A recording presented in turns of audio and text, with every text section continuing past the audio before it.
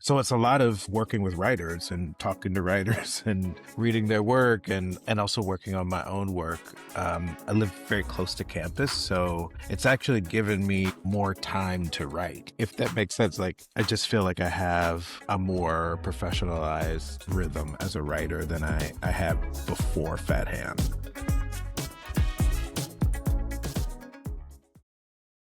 And welcome back to the podcast, the Broad Street Review podcast. I'm your host, Darnell Radford. Today, I'm in the virtual studio by way of Long Island City. And so we're in New York to talk to our friend, James Ijames. James, welcome back to the podcast. Hi, thanks for having me. I feel like I've seen you many times, but I feel like the last time uh, you've been in the studio, so to speak, it was probably the book launch at the Wilmot. Yeah, I think so. I think that's right. Yeah. I just remember that being a lot of fun. It was like the first time I had set up a setup like that, and we partnered with TCG, right, to do that. Yeah, that was such a fun event, and there was a great crowd. Everybody was so excited. We were chatting with Amina Robinson. It was a lot of fun. Yeah. But I thought it'd be interesting to just sort of catch up with you. Sort of a life post Fat Ham. Not that Fat Ham is over, but now that all of that's there and the rest of the world knows how talented we always knew you were. Like, what is a day in the life for James Imes? Well, since then I have left Villanova and I'm now living in New York and I'm the head of the playwriting concentration up at Columbia. So it's a lot of working with writers and talking to writers and reading their work and also working on my own work. I live very close to campus, so it's actually given me more time to write, if that makes sense. Like, I just feel like I have a more professionalized rhythm as a writer than I had before Fat Ham. Fat Ham, I was sort of still writing in the way that I wrote when I was an actor, which was kind of, okay, when you get a moment, spend a couple Squeeze it of in. hours, and now I'm writing more things at the same time. And so I have to sort of make it I have to be intentional about it. And so that's the biggest change, is that it's really grown into like a daily practice and less of a thing I got to do when I had some time away from everything else I was doing. It's become everything that I'm doing, and I'm really happy inside of that. Yeah, I was thinking, it's different when you're also teaching playwriting and you are a playwright. And so when does the work end? Or does it end? And does it feel like it ever has to? More the older I get, the more I realize that a lot of the work of the writer is living. Because, you have to have a well of things to pull from.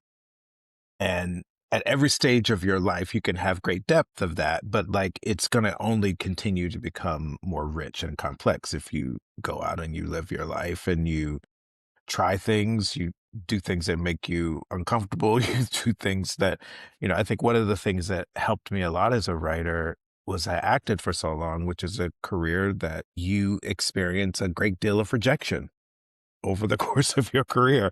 So I had a very thick skin when it came to how people were responding to me as a writer. So, like, yeah, I think that's the thing I love the most about being up here in the playwriting program, is that I'm constantly being met with voices that are completely new and are surprising and teach me about the possibilities of what a play can be.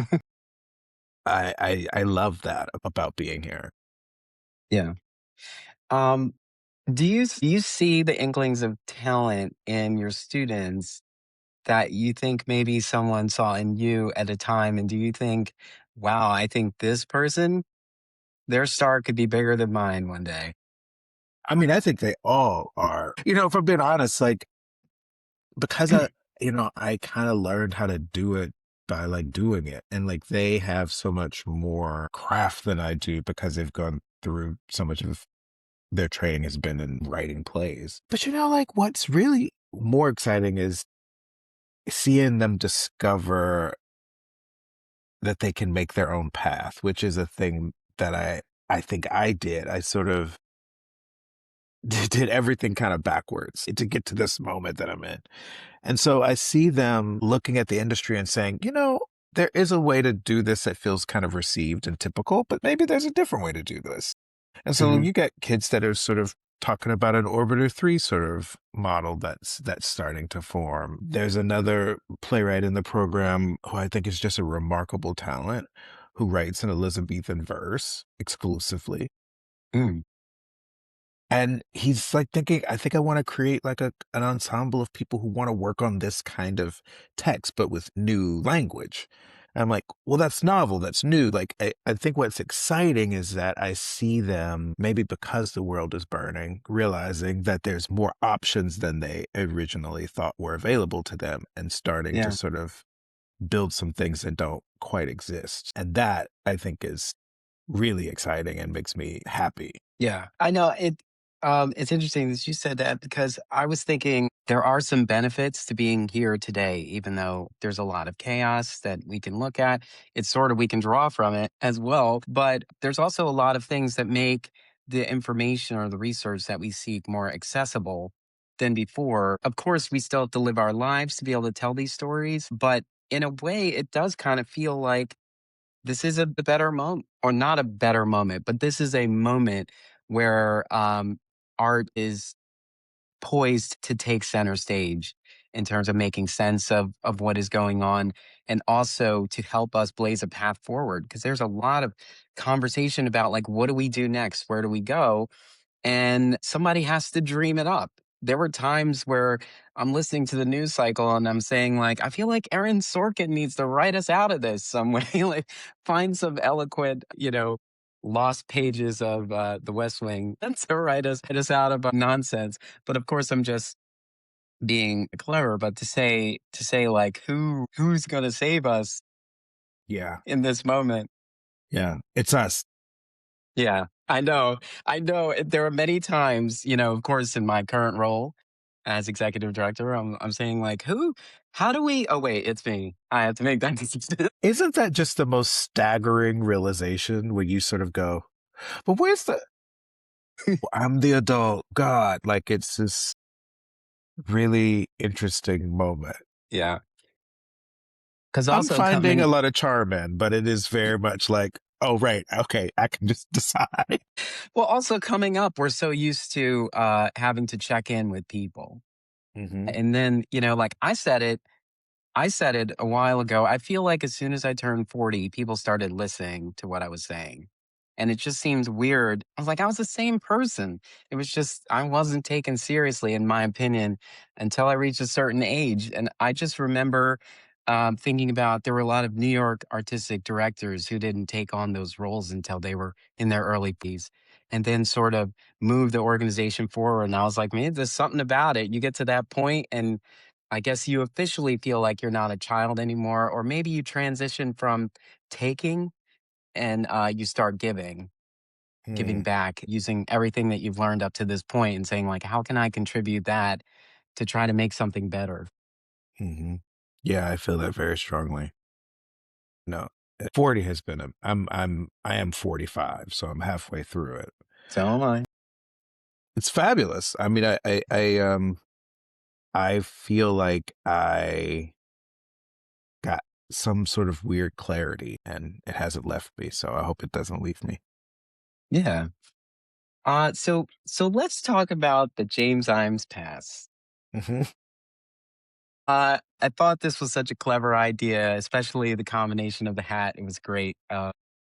Your uh, offering created a little bit of excitement. But first, talk about like you were probably having multiple conversations and you knew that several of your plays were going to be presented in Philly. But like when did those conversations start? Because you've got the Arden, you got the Wilma, and you've got Philadelphia Theater Company. So talk about how those all came together and then how the past was presented. So if I remember the lore correctly, the Wilma had been planning to do Miss Martha for some time. And I think they had even applied and gotten a Pew grant to work on it. So I knew that one was coming. Good Bones did well in New York, and I think both the Arden and PTC were sort of curious about it. And at the same time, I was looking for a home for Wilderness Generation. And I knew that I knew I wanted to do it in Philly, but I needed to do it somewhere that could like do it. And when you see it, you'll know what I mean. And so I sent it to Taby and Tyler over at PTC, and they were really thrilled about it. And so it then worked out really perfectly because the Arden could do the Philadelphia premiere of Good Bones, which felt like that's like the perfect play of mine for them to do. Like I was like, this is great. This is gonna be really awesome. The Miss Martha is the perfect play for the Wilma to do, like aesthetically what their resident company can bring to the text, what, sort of theatrical adventures that theater is known for. I knew all of that was going to work in the favor of that play. But Wilderness feels like it's closer to the tradition of like Terrence McNally, quiet dramas in a proscenium. And I was like, PTC is like a really great place for Mm, that. But I didn't think of it as like that idea of it being a package is not mine in any way. I was sort of like, oh, that's kind of cool. There's three. And then I don't remember who came up with the notion, but when they came up with it and it came to me, I was like, that sounds kind of awesome. And I hope it moves some tickets because that's the point, right? We want people to come and see the work. And I like when the theaters in Philly talk to each other. Like, mhm, when I got out of grad school, they all felt very, very, very distant from each other. Like there wasn't, and I think we've found our industry has forced us into this mutual aid mindset where we really do need each other. We really mhm. do have to sort of pay attention to what's happening to the other theaters around you. This felt like a really beautiful symbol of what I love about Philly, which is that it is truly a community that loves and supports those who love and support it. And so I'm like really honored by it. It's so weird. It's like it's all happening in the first year in 20 some odd years I'm not living in Philadelphia. This is happening. And so in We some didn't ways lose you that's officially, though. no, no, no, no. I still own a home there, like I don't know where I'm going to end up in terms of retirement or whatever. That's so far out for me. But I Yeah, love that city and I always want to have roots there. And I feel like it's always going to be a bit of an artistic home for me where I come back and figure myself out. yeah. I grew up in the Delaware Valley area. I grew up in South Jersey, and I was at a midway point. It was like I was focusing on theater, but I was more tech because I was stage manager, and I was like, you could go to Atlantic City and work tech theater, but you could be more creative in Philadelphia, and that was my deciding. Mm, And I came here, and I was just saying it the other day. I don't know how I became such a big fan of this community. Like I'm not thinking about Chicago theater. I'm not thinking about New York theater. Like my heart is here in Philadelphia. And I've always just felt that unconsciously. Like I need to consume as many of these conversations as possible because I want to be filled with them. And every season always blows me over. Like these conversations, like I can't wait to be curious about what we're presenting on stages. And I'm always hoping that, that I'm pulling along people who also have that curiosity. yeah. But it is exciting, and they say it about New York too. There's something in the water. I'm pretty sure Yeah. that there's something in the water here. There is. It's a special place. So two of the three offerings in the James Ijames Pass I have presented. How did you feel? How did you feel about Arden's presentation of Good Bones?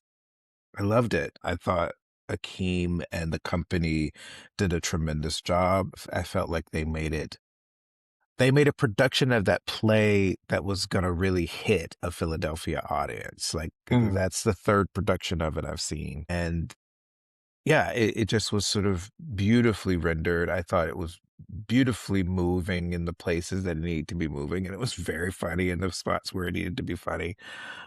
Yeah, I hope I continue to get to work with Akeem as a director. I think he did a great job. I feel the same way about Brett's production of Ms. Martha. Mhm. And, the thing about that play is, and that play and Kill Move both, I'll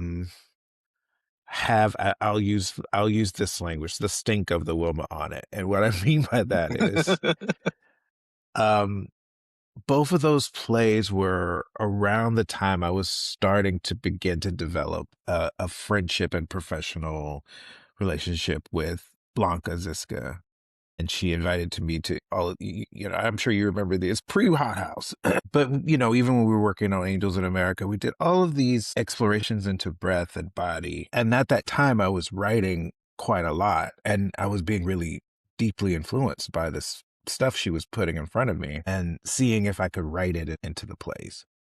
And so Miss Martha is sort of is my first like attempt at that. And I think Kill Move is sort of like I took all of those things that I had sort of learned from that time and put them into that one play. And so it's really, really special to me that those are the two plays, in addition to Fat Ham, that the Wilma has done, because those two plays really do have the imprint of Blanca Ziska on me in them.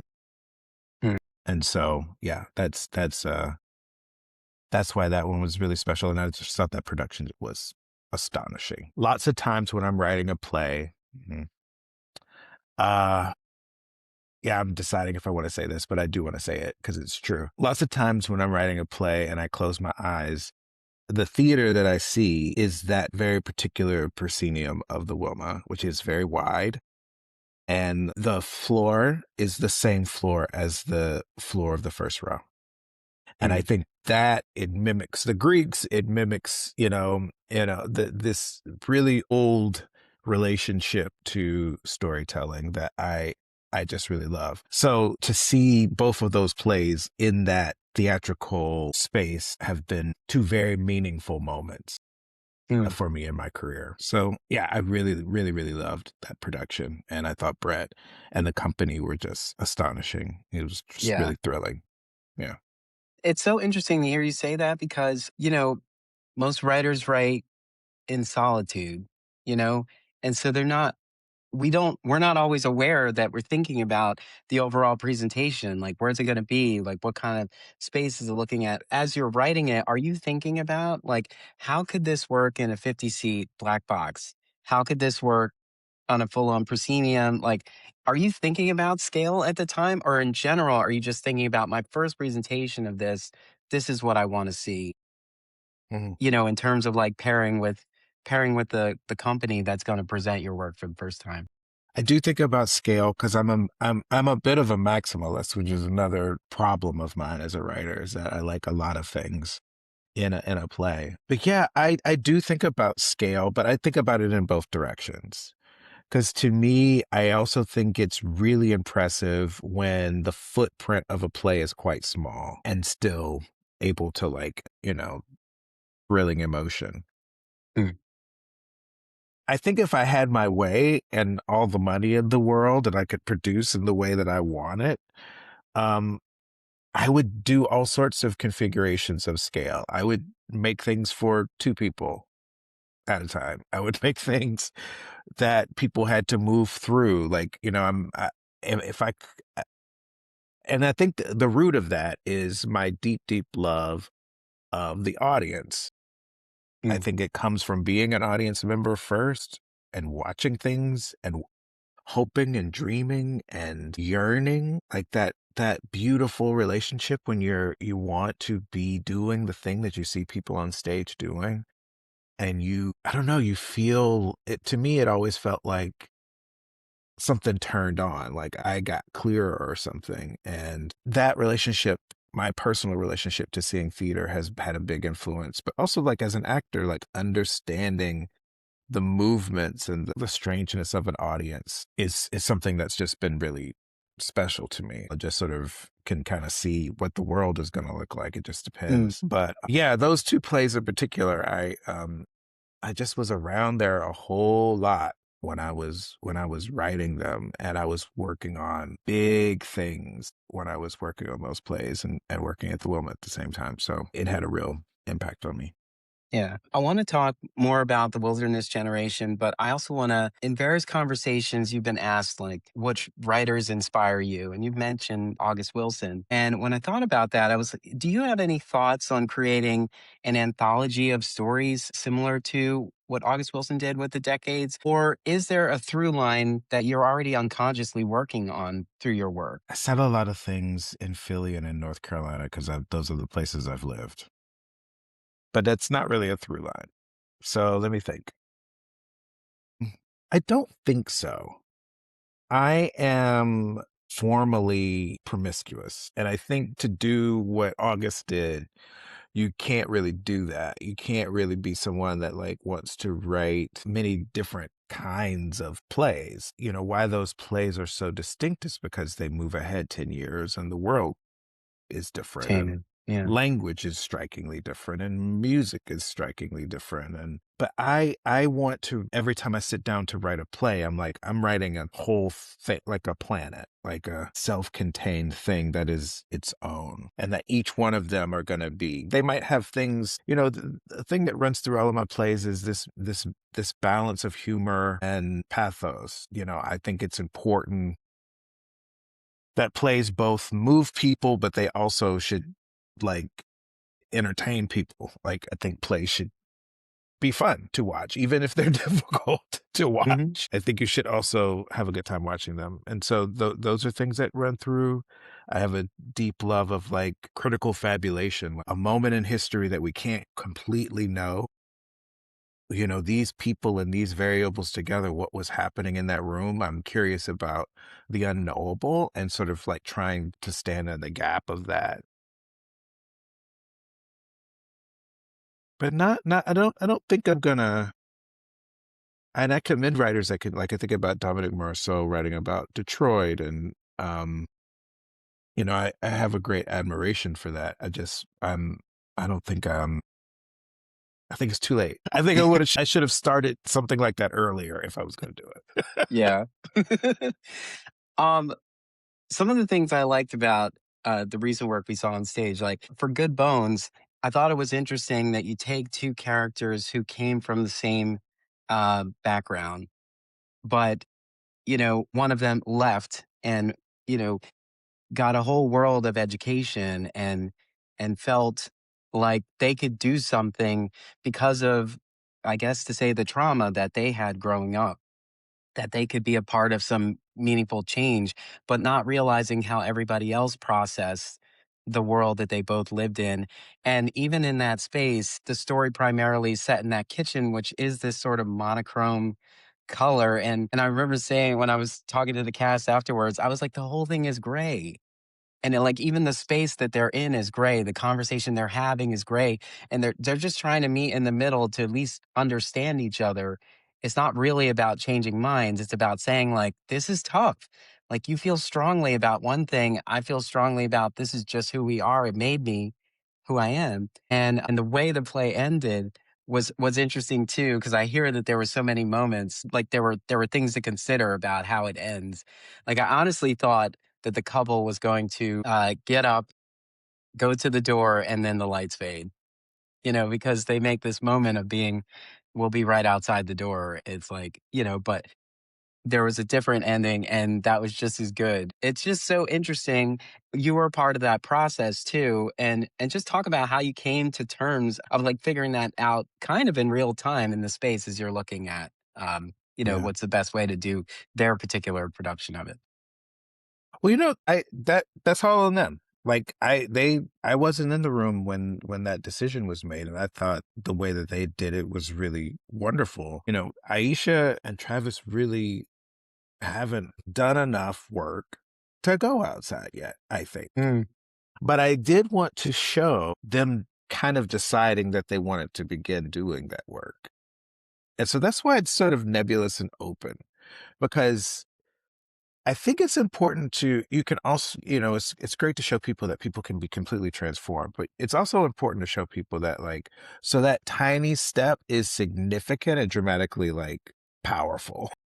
mhm. Like you're, you know, just beginning to consider a new way is huge. So I love the idea of the sound of the neighborhood suddenly becoming this thing that is transformative of that home.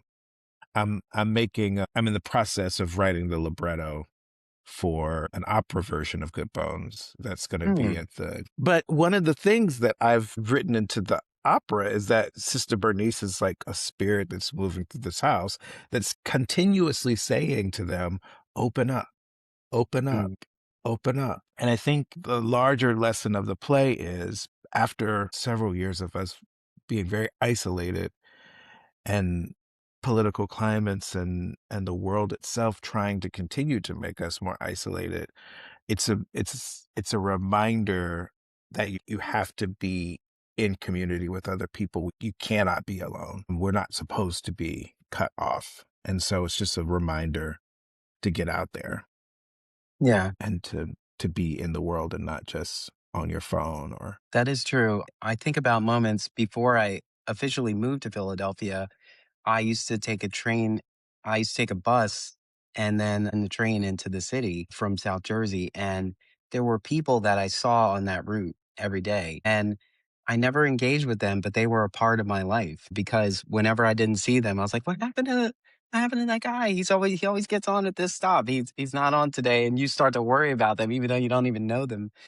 Yeah. It's just crazy when you think about if you are somebody who has kind of a path to work or there's a certain route that you take, there are people on that route who recognize you on it.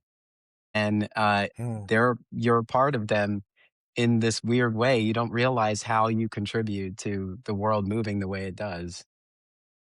That's such a beautiful thought. I love that. It is. I think about all the time when I'm just like, there was like a silly moment. I used to work for the fruit themed technology company, and there were there were tools that they gave us, right? And sometimes they came home with you. And I was walking on my way to work one day and saw one of those tools on the ground, and I was like, that has to be me. I don't know anybody else in the area who works there. I must have dropped that. It was just like a silly thing when you're just Yeah. like, these things are like connected in such a way. But I do think that there's so many people who are very much on the surface of their life. Like they can point out what's wrong, but they can't really explain why it's wrong. And they don't think too deeply about everything. And I think that that's the beauty of live theater and plays in general, because you took the time to really develop the position that this character is coming from Yeah. and who that character is. And we get to experience that in a few well-placed lines and movements on stage. And you're just like, I know everything about this character because the writer really dreamt this character up in such a way. That's why I always think it's funny when you point out that an actor says, like, my character wouldn't say that line. You're like, I I'm created shocked this at the amount of character. times actors say this to me. I am shocked, I tell you. I find it to be like it's not even disrespectful at this point. I find it to be like a kind of insanity. Like, what do you mean? I guess they're This thinking person about, would not exist if I didn't write them. yeah. So I guess everything they it's I get say, they would say. I wonder if they're just thinking about like, this is how I would embody this character, and Mhm. I wouldn't say that. I was like, yes, but the character says that, so you have to transform your body And to what be the like character that says this. we want everything to be so smooth. Like people are not like people aren't like that. And Yeah, especially if we're talking about like anything that's tipping into realism or naturalism, like those I don't even know how much we can rely on those anymore. Like, you know, I'm very excited about this moment in art because I feel like when everything is just in kind of a place of detritus, you can like really get emergent, like interesting things happen. People start to perspectives start to shift, and like I want us to look at this time we're in the eye and like not be afraid to capture how chaotic and hectic and not smooth it has been for a yeah, very long time. And so whenever people want characters to behave as they should, I'm always like, but that's not what anybody does, yeah. And you know? if they did, you would say, I called that, and now I'm not Yeah. impressed. You know, because Or sometimes if they did, why are we here? yeah, Like, if they do everything right, what's the point of watching this? It's like yeah, watching the paint dry. You want to see people grapple with things that maybe you might grapple with. Maybe they make a choice you wouldn't make, and then you get to see what that's like. Like I always yeah, use Medea as an example. You go to see Medea so you don't kill your kids to get at your husband. You see how it turns out, and you go, you know what? Maybe I won't. Like I think that is also a part of what we get out of the theater is this rehearsal for how to be in the world with other people. yeah, And some of that is you got people acting erratically, people acting ways that don't make sense, but it makes sense to them, you know. And I am yeah. always excited by seeing that on stage. All right, let's go to Wilderness Generation. Okay. So there is things that I think PTC does really well, and it's community engagement. The way they engage the community to be a part of the conversation is pretty awesome.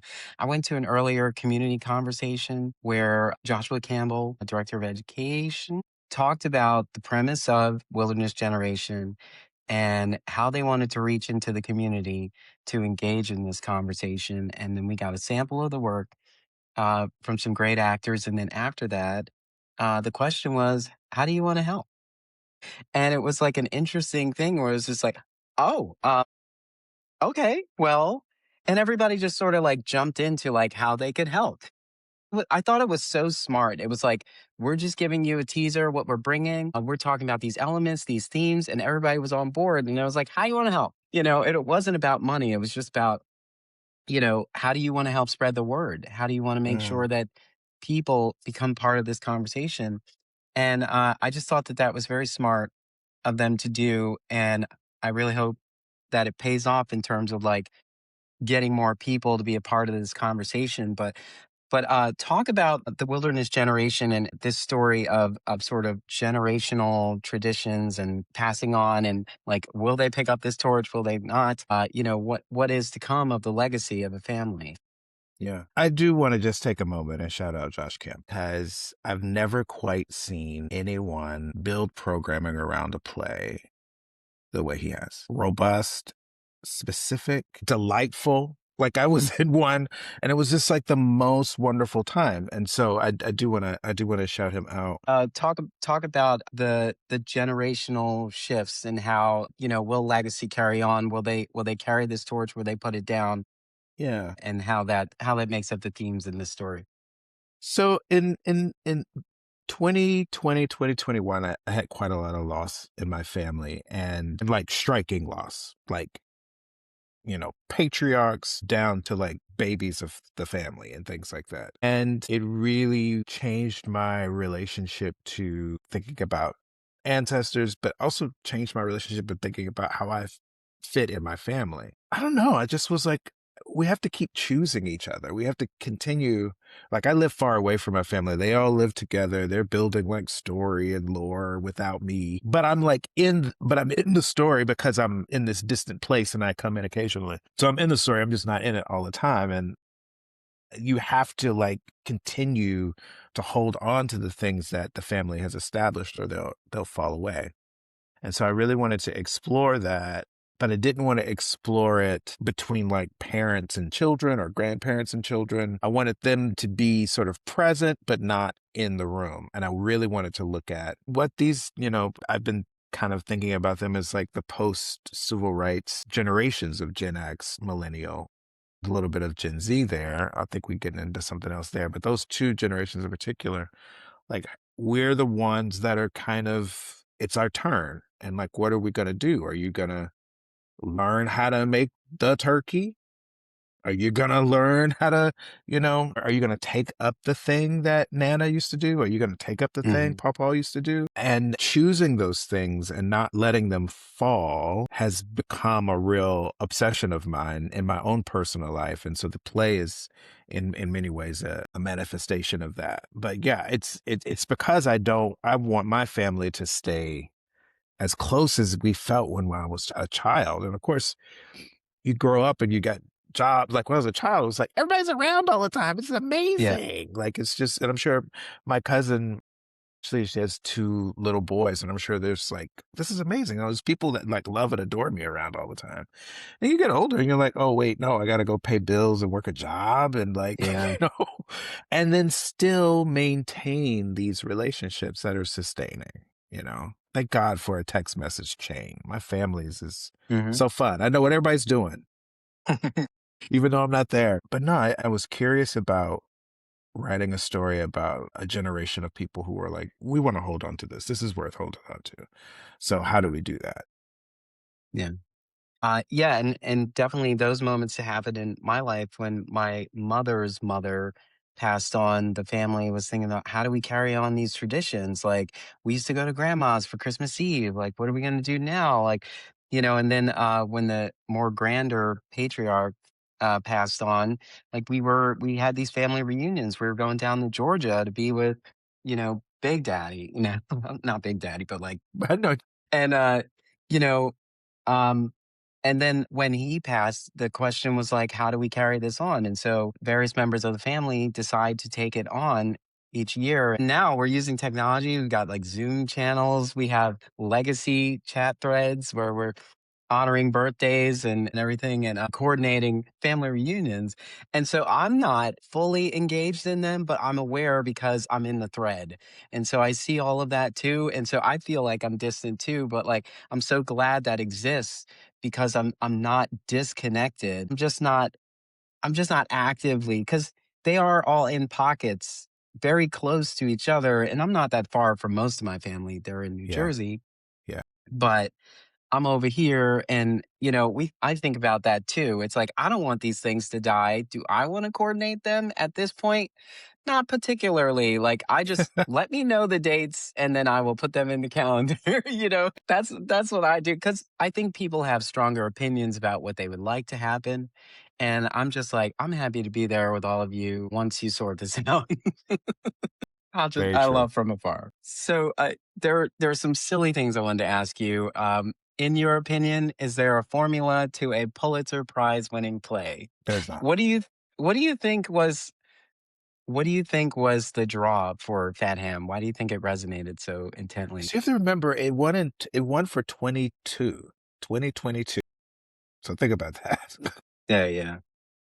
People wanted to feel hope. They wanted to feel joy. They wanted to, I mean, I honestly think that's why one of the major reasons why it did so well is because it just was such a release for people. I remember I sat with at the Pulitzer event, I sat with one of the folks who was on the panel that uh had read my work, and he just talked about how much they all laughed, like they just had such a good time reading it, and it just felt good to read something that was well written, but was, like, funny and had some light to it, and so I think people were looking for a little light, and I think that's been true for the last couple that have won since then, you know? Mm, If you look at English, if you look at Primary Trust, even Practice, their Practice feels like to me, like, yeah, that's it's juggling a lot of ideas in that play. Like that play is a behemoth, you know. But I think when I won, there was a real hunger for a light touch, like something that felt good, that just yeah. made you feel good and made you feel like you can make it. I just remember walking into the space going, "This is every Black cookout." It is. Yeah, it's the I best. was like, "Somebody curated this to a T." Every moment about it, even down to the music, just the way everybody was moving. I felt like I was all smiles at the public, just going like, "I can't. My entire family needs to come see this." It just had such a feel good thing, and I do remember seeing the virtual production of it early on, and just to see that it made its way to that Broadway stage. It was just it's such a beautiful portrayal, and everybody's so moved by it all. But that was such a great moment. And you're right, it's hope. People want to feel good about something. And it was like, you know what? I can shake it all off and just be in this world with this crazy, but this beautiful, and then it ends in this beautiful kind of celebration of like, you know, let all that's inside you come out and shine. And yeah, I just thought that was so wonderful. But yeah, I wanted you to answer that so that people realize there isn't a formula to a Pulitzer Prize. You shouldn't aim for that. Just tell a good No, story just and write a good then, play. yeah, and see how it resonates. At any point in time right now, like how many balls do you have in the air at one time? Usually no more than 4 things, and they're usually in the quadrant. So there's usually something that I'm working on that's new, something that I'm rewriting, something in TV, and then something in some other medium. And so I usually have about 4 things happening. Sometimes that 4th thing is like research, so I'm like reading a bunch of stuff because I'm getting ready to write something. Yeah. Yeah, that's kinda how that breaks down. And so you often talk about how you keep track of your thoughts and ideas, and I think that that's also good to share too, because people have sort of similar ways of keeping track of their things. But I have always said I never know what is going to come of these ideas. But it took me a while to realize that I was creating a database of my own thoughts, and when I was Yeah, ready, I could just sort of type in a couple of words and get everything that was tied to what I was thinking in those moments and make something of it. I also want to point out that you're an actor who approached playwriting from that perspective, and understanding actors makes it better for you to write plays.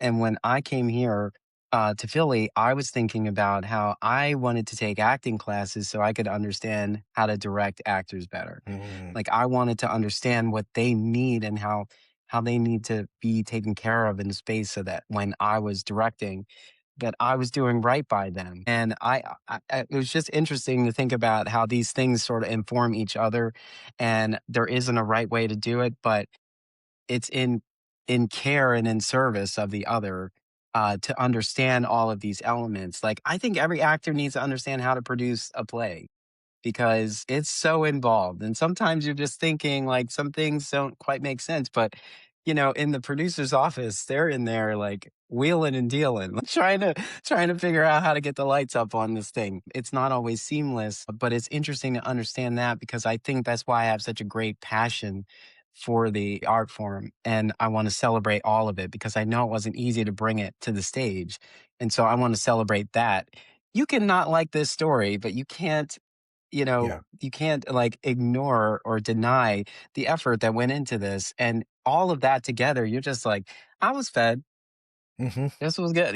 I didn't particularly like how this character went on. Like, you don't have to love every character that's being portrayed, but like the story made you feel, and that's what you're supposed to take away from this. yeah, All of those things. So if you walk away with something, it shouldn't be, don't go see that show. It's a trash heap. Like, like, why would you say that? yeah, Just like, here are some things that resonated with me, you know? yeah, If it yeah, is a show that you can't recommend, but there is something that stuck with you. This sat with me this moment and I just couldn't shake it. yeah. And the more you talk about it, the more you kind of unpack it. So it's like just keep talking. Very true, very true. The elements of how you keep track of your thoughts and ideas, like the various folders and things and like Well, yeah, how I mean, I yeah. have a couple of folders. One is, like, things that I've started writing that don't go anywhere, like, they just, or, like, I'll get an idea for an exchange between 2 people, and I'll write it out so I don't forget it. And then I have, like, a database of, like, "Oh, I heard somebody say this somewhere, and it was good, and I think that I should find somewhere for it to go." I also have, like, a database of, like, ideas. On my website, there are, like, a bunch of ideas. I'm like, "I'm never gonna write this. I probably shouldn't write this, but you should write this." Yeah, just sort of like, and you don't throw anything away, Ideas you can hoard, you shouldn't hoard magazines, but you absolutely can hoard ideas and store them up and go back into your library later and say, "Wow, like, that's perfect for what I need right here." I've done Yeah. that so many times, yeah. Yeah. And you never know where these ideas might fit. You could be talking, you're trying to work on one thing, and then you put this piece aside. And then later on, you're like, wait a minute, what was that? And now you can bring that into your new work. Yeah, It's always great. Okay, I've taken up so much of your time, and I very much appreciate it. We jumped all over the place, but I want to make sure that everybody understands that the world premiere of Wilderness Generation will be on stage very shortly at Philadelphia Theater Company. It's April 10th through May 3rd. You can go to philatheaterco.org to get those tickets, or if you already have the James Ijames Pass, you're already set. You can go to that. But this is the last of those three that are here in Philly. James, I want to thank you so much, for just having so many thoughts on page that we can all unpack for this season. It's been great to watch your stars shine and watch you continue to grow as an artist yourself, as you give back, as you've always done, but as you're doing now at Columbia. We are a little bit jealous, but at the same time celebratory Yeah, yeah. that you're there and that you still called Philadelphia home. But it's been fun to communicate with Playpen and be a part of these conversations with you. I'm so glad that they did that, and it also helps reiterate and kind of remind people of the value of Playpen and play development, Mhm. which is so essential. And what they were talking about and the amount of time and care that they give to every playwright to really bring their stories to life is so valuable. And I'm so glad that they gave us these opportunities to sit in the space with you and to have so many people kind of chime in about how your work is really stuck with them and made them think about things in their own craft and so on. But thank you so much. If I see you here for Wilderness Generation, that'll be great. But if not, I'll definitely tag you and talk about how awesome this was. I'm really looking forward to this because that whole community conversation just really got me psyched about it, and Oh, yeah, I can't wait to see it come to life on that stage. But thank you so much for your time. This was absolutely. truly a pleasure Thank you for because it having me. always is. Absolutely.